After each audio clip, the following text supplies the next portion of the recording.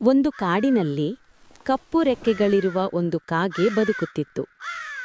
ತನ್ನ ರೂಪದ ಬಗ್ಗೆ ಅದು ಯಾವಾಗಲೂ ದುಃಖಪಡುತ್ತಿತ್ತು.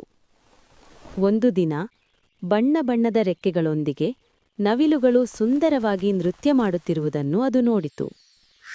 ನಾನು ನವಿಲಿನಂತೆ ಸುಂದರವಾಗಿದ್ದರೆ ಎಷ್ಟು ಚೆನ್ನಾಗಿರುತ್ತಿತ್ತು ಎಂದು ಕಾಗೆ ಯೋಚಿಸಿತು. ಆಗ ಕಾಡಿನಲ್ಲಿ ಬಿದ್ದಿದ್ದ ಕೆಲವು ನವಿಲಿನ ರೆಕ್ಕೆಗಳನ್ನು ಅದು ಕಂಡಿತು. ಅವುಗಳನ್ನು ತೆಗೆದುಕೊಂಡು ತನ್ನ ದೇಹಕ್ಕೆ ಅಂಟಿಸಿಕೊಂಡಿತು.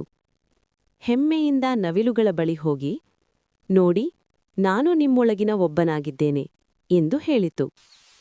ಆದರೆ ನವಿಲುಗಳು ನಗುತ್ತಾ ಹೇಳಿದವು, ನಿನಗೆ ನಮ್ಮ ರೆಕ್ಕೆಗಳು ಇರಬಹುದು, ಆದರೆ ನೀನು ನವಿಲಲ್ಲ.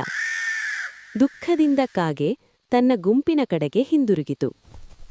ಆಗ ಇತರ ಕಾಗೆಗಳು ಪ್ರೀತಿಯಿಂದ ಹೇಳಿದವು, ಬೇರೆ ಯಾರಾಗಲೂ ಪ್ರಯತ್ನಿಸಬೇಡ, ನೀನು ನೀನಾಗಿರುವುದೇ ನಿನ್ನ ವಿಶೇಷತೆ.